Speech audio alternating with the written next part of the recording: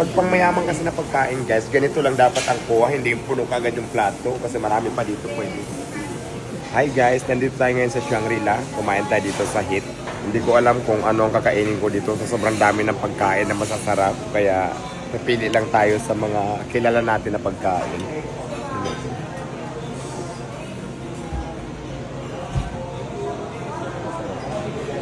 Ito po na. Ako bang mag-ano nito ganyan?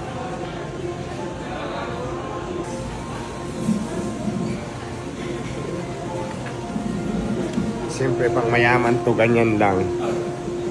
Anong kakainin mo? Isip ba? Mahihip ko na kamabad sa yelo. Ano yan, kuya? Masal po. Masil. Ito natin yung i-bake pa. Masil. Yung masal, Tahong. Ito ba masil? Masil daw yun. Ano ba yung masil? Ito, yan. Yan, gano'n lang. Bake natin. masil daw yung tawag yan. Kala ko ito yung masil. Ito pala.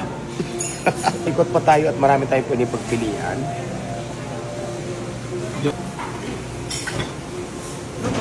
Ay, ito parang masarap to. Ang bigat pala niya. Malambot to. Apo, wala pong buto yan. Ayan, sarap.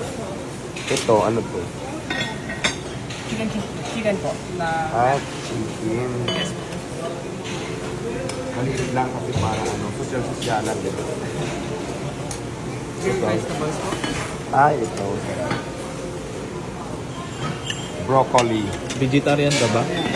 Vegetarian. Pang mayaman na pag pangmayaman kasi na pagkain guys, ganito lang dapat ang kuha, hindi yung puno kagad yung plato kasi marami pa dito pwede. Ganun pala mayaman ko. Ayan, tinapay ng mga mayayaman yan. Ito tinapay ng mamayayaman. So dapat ganito lang kadami pag kumuha kayo sa mga social na kainan para hindi naman tayo mahalatang patay tumid tayo, di ba? Nakita ko dito mga litson-litson. So dito tayo.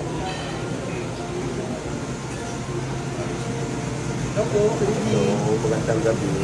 Mahingi ako kuya ha. Sige po, pili lang po kayo. Konti lang kasi nagda-diet ako eh. Ganito lang. Ano to ito mga ito? Ay, calderita.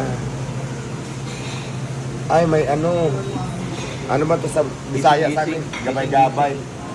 Sarap. So, ito na lang muna.